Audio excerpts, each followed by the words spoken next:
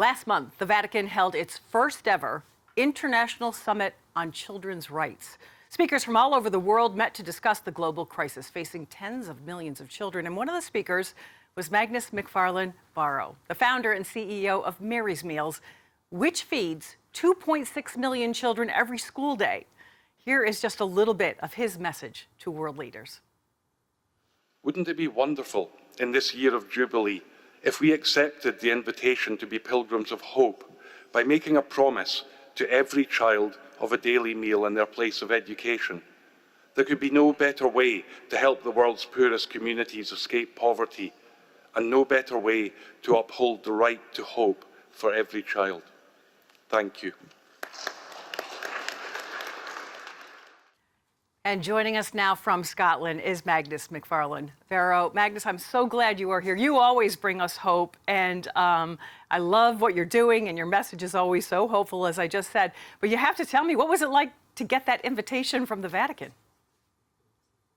Well, it was a big surprise. I felt a little bit daunted. I haven't really spoken at a meeting like that again, but it also felt like a huge privilege, I suppose, to be there with the Holy Father just before he fell ill, and a privilege to try and be the voice of the children who are suffering so much in the world today.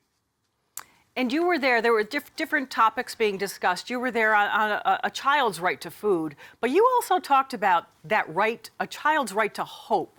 Can you tell us more about that?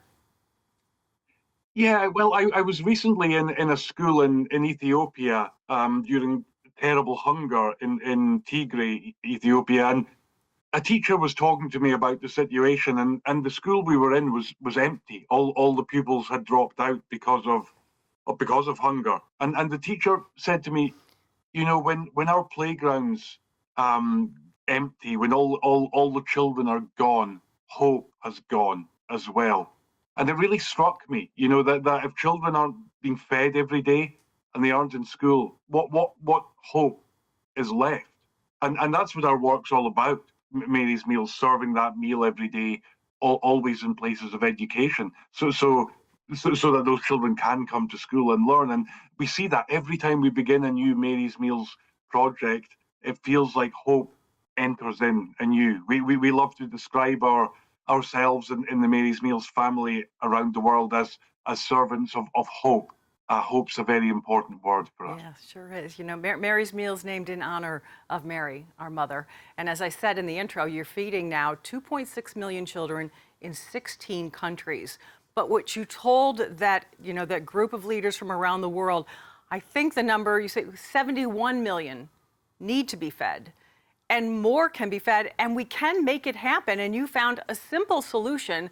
More can turn to these simple solutions, right? Tell us how you're doing it. Yeah, we work with local communities, so all the work of cooking and serving the meals is carried out by local volunteers. As much as possible, and the vast majority of the time, the food is grown and produced locally. So this is a local solution that we are supporting from the outside through our fundraising, but always we try to do this work in a way that upholds the dignity of the local people and their communities, and always in a way that hopefully allows one day for us to be redundant, for us to leave this behind, for those communities to run their own school feeding programs. And we're seeing that start to happen in some of the places where we've been for a number of years. So this is, as you say, it's a very simple thing, but it works. We see ample evidence of that, especially in the lives of young adults who've benefited from this program and who are now in further education and paid employment. But more and more, and this is what I talked a little bit about that summit in Rome, more and more I'm struck by the fact that we seem to today almost accept hunger,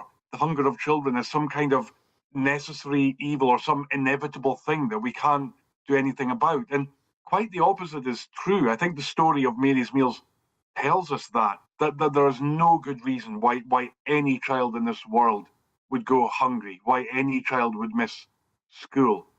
It's a matter of the choices we make. You know, those of us who've been blessed with more than we need, you know, that choice that we all have to share a little of what we have so that children might eat. Yeah, you talked about our choices, our priorities, and I think because you're doing it for a little over $25 feeds one child for a year. But you talked about how much we're spending, and you used the UK as an example, just on our pets, on our dogs. Yeah, I was researching a little bit before that speech, and I was struck by the fact that we spend 3 times as much on dogs just in the UK than it would take to feed all of those children who are currently without school meals in the world's poorest countries. So, I think that alone demonstrates the fact that this isn't, this is about our choices. It's not like we're striving for some cure for hunger. We well know what it takes to address hunger. So this can change. It just needs more of us to make choices, to share what we've got. And thankfully, we see that happening all over the world. That's why this work of Mary's Meals is growing, because of all these little acts of love. People just deciding to do at least one small thing for those children. I love that. And you talked about the right to food and education, and they are linked, right? When you get these kids to school and give them well, if you're offering a meal, you are getting these kids to school, and that is changing lives.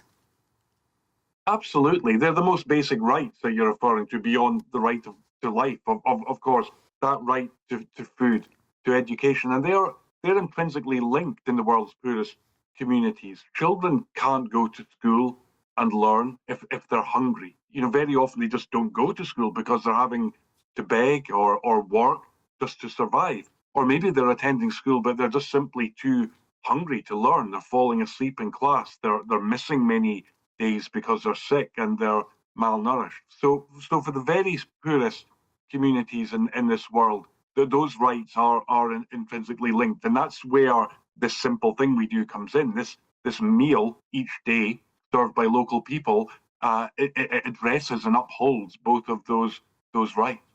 You have the numbers to prove it too, that enrollment really increases significantly.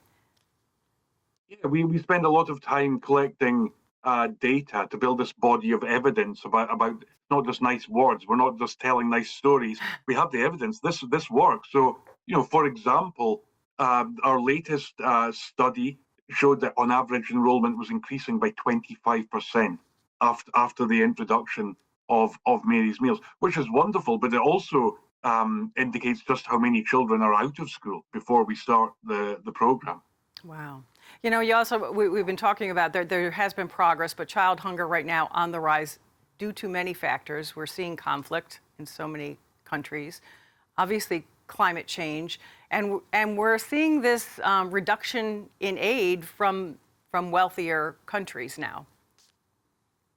Yeah, so there was a whole load of factors already playing into that increase in child hunger. You mentioned climate change, conflict's another huge part of that in so many parts of the world. Just the economic situation, the cost of food rising faster than people's income is meaning many people are falling over the edge.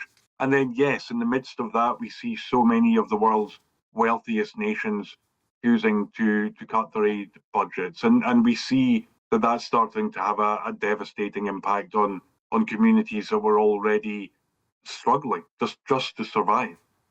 And because of that, that's how I feel like Mary's Meals, other organizations, they need more grassroots help. You already rely on really this grassroots help, but so many more will need that help too. That's right, and I suppose the people of Mary's Meals are people who were never satisfied to sit and wait for governments to solve things, and more than ever, that's what we depend on. Just people being good, choosing to share, choosing to put their faith into action, and so we go on. We know it's more important than ever that we do go on, that we go forward to that next child waiting, and sadly, in every country in which we work, all 16 of those countries, we have waiting lists of schools where the community are mobilized, ready to volunteer, waiting for us to say, yes, we've raised the funds and we can begin feeding your children. Oh wow, that's so interesting that there are waiting lists now. Very quickly, I know I feel like Haiti does not get a lot of attention these days in the news because there's so much going on there. But we talk about Mary's Meals, changing lives, but saving lives, because you're keeping kids, if they're in school, they're out of gangs. Absolutely.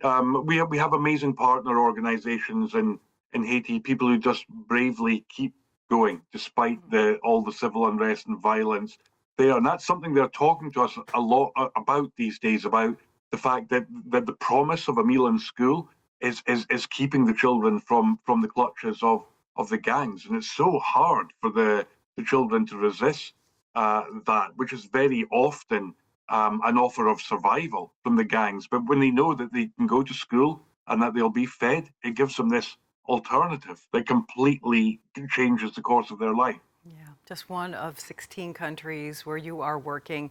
Please, we love when you come visit us, and you do give us hope. Please tell us how everybody watching right now can help Mary's Meals. Well, please, first of all, pray for our work. I always describe Mary's Meals as the fruit of prayer. So please pray for our work, and that we might reach some more of those children soon. And then if you want to learn more about how to donate, about how to help us feed more children, then just go to our website, marysmealsusa.org. marysmealsusa.org. And again, it's a little over $25. Feeds one child for an entire year.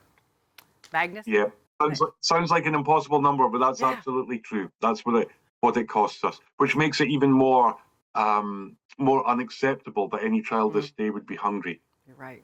And Magnus, thank you so much. Thank you for all the work. As I said, we love talking to you, finding out more. No, I love being on your show too, so thank you so much for having me back on.